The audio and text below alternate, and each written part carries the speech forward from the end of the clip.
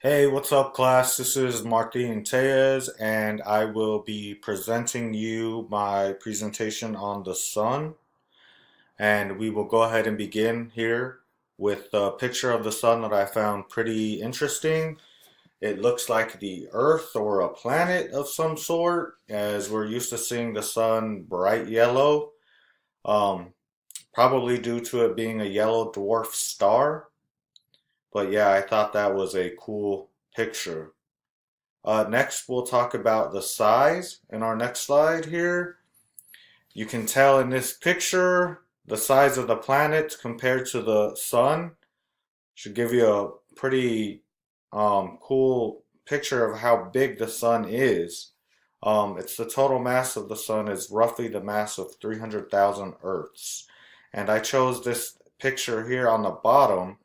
It kind of shows you the size of the sun compared to other stars. So our sun isn't the hugest star out there. As you can see, there's huge other stars. The sun's location. Here we are. This is the Milky Way. The sun is right here near the Orion Spur.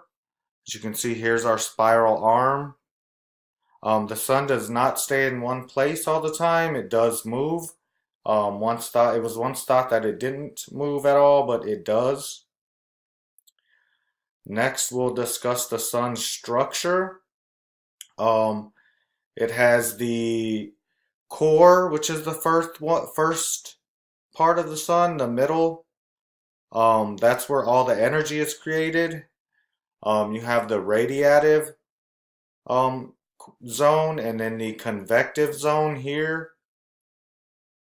Then you have the photosphere, which is um, the part that you can see. So when you're looking at the sun, it's the photosphere. Next, we'll discuss the energy on this slide here. The sun produces energy in its core, 99% of it. Um, it's fusion reactive, so you take all that energy, it fuses, and it makes helium, hydrogen that makes helium.